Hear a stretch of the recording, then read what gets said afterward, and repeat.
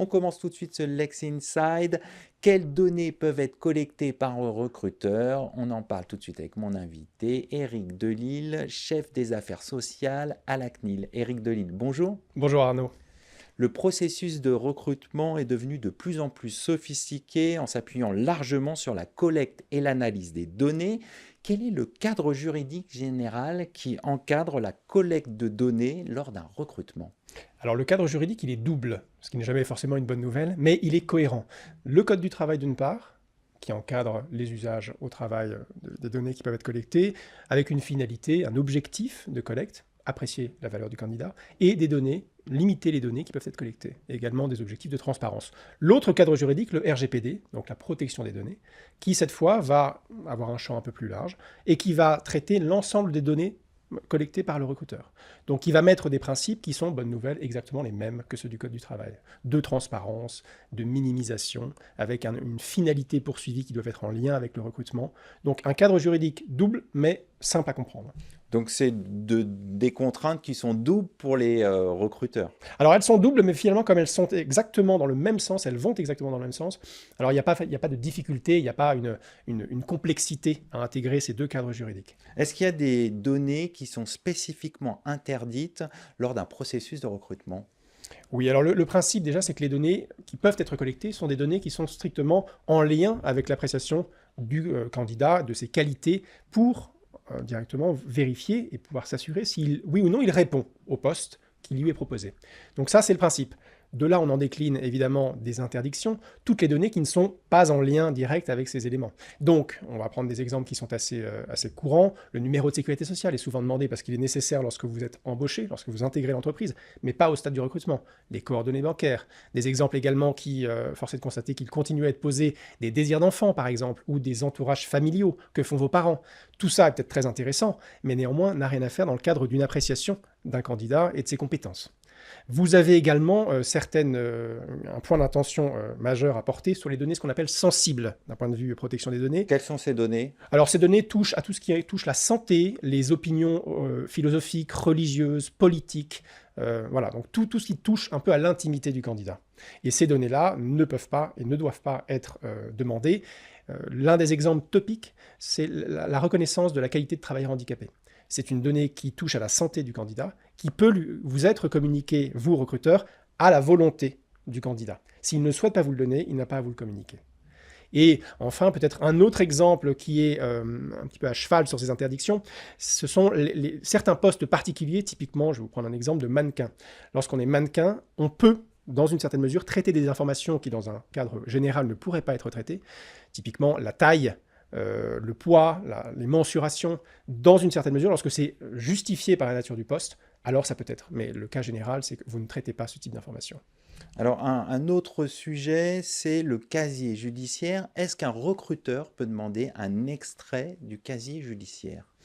Alors, de plus en plus, on assiste aujourd'hui avec les affaires de maltraitance potentiellement, soit sur des personnes vulnérables, donc personnes mineures ou personnes âgées.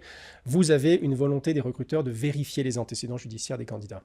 Alors, il faut savoir que c'est possible lorsque le droit le prévoit. Ce sont des données qui sont particulièrement protégées d'un point de vue protection des données, dès lors qu'elles touchent, encore une fois, à l'intimité du candidat, qui est son passé judiciaire. Le passé judiciaire est encadré par le RGPD, mais aussi par le Code de procédure pénale, enfin bref, des textes qui limitent l'usage de ces données. Pour un recruteur, vous avez de plus en plus de cas dans lesquels le législateur demande à ce que le recruteur vérifie les antécédents. Lorsque vous allez travailler par exemple pour la fonction publique, vous avez une vérification des antécédents judiciaires. Lorsque vous allez travailler dans le secteur bancaire, vous avez également des vérifications d'antécédents judiciaires en lien évidemment avec le poste. Bien sûr. Donc d'une manière générale, vous ne pouvez pas le faire si le droit ne le prévoit pas.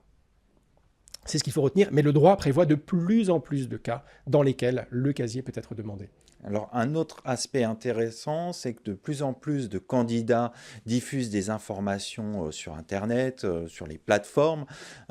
Est-ce qu'un recruteur peut utiliser ces informations dans le cadre d'un processus de recrutement?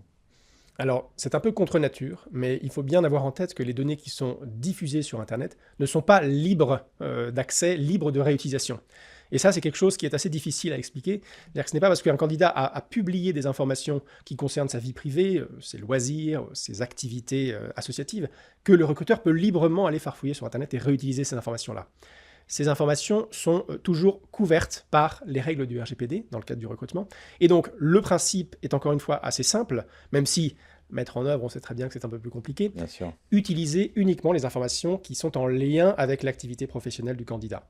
Typiquement, le réseau professionnel, par exemple LinkedIn pour ne pas le citer, mais vous allez vous abstenir d'aller vérifier d'autres réseaux sociaux, à moins que, et ça c'est important, et c'est de plus en plus dans les pratiques, les candidats eux-mêmes vous fournissent les réseaux sociaux qu'ils souhaitent vous montrer. Typiquement, vous êtes, je ne sais pas moi, maquetteur, vous faites du graphisme, vous avez envie de montrer votre blog personnel au recruteur, vous allez l'indiquer dans le dossier de candidature. D'accord. Si vous avez choisi de le montrer au recruteur, à ce moment-là, il peut s'en servir pour sélectionner le candidat. Et il y a des risques également à ne pas avoir justement cette étape préalable.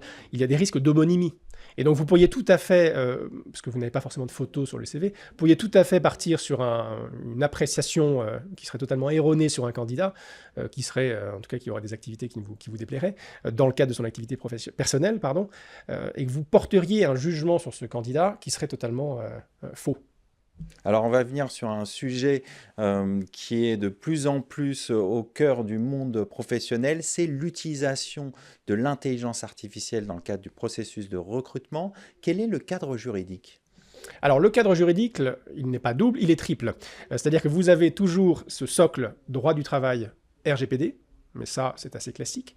Et vous allez avoir une surcouche de droit qui va, encore une fois, je vous rassure, à peu près dans le même sens, qui est le nouveau règlement sur l'intelligence artificielle, qui a été publié donc en mai 2024, adopté en mai 2024, et qui va rentrer en application de manière échelonnée.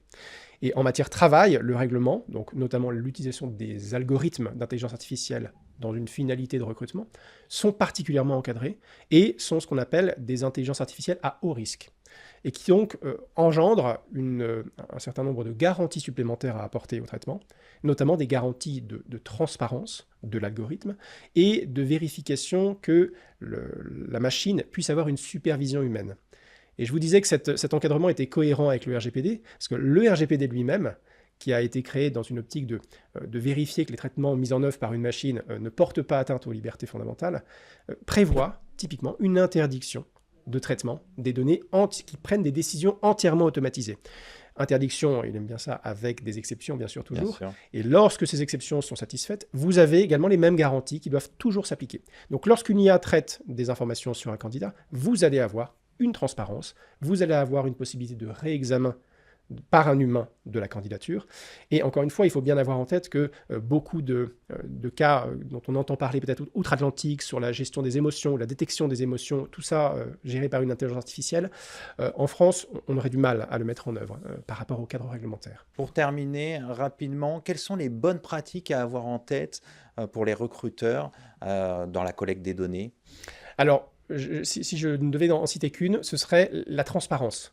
Et on constate aussi avec les générations, les nouvelles générations en tout cas qui interviennent dans le processus de recrutement en tant que candidats, ils ont un soin tout particulier, ils portent une attention au traitement tout simplement humain que leur apportent les entreprises dans lesquelles ils candidatent, sur la manière dont sont gérées leurs données, et également tout simplement sur la considération qu'ils leur portent.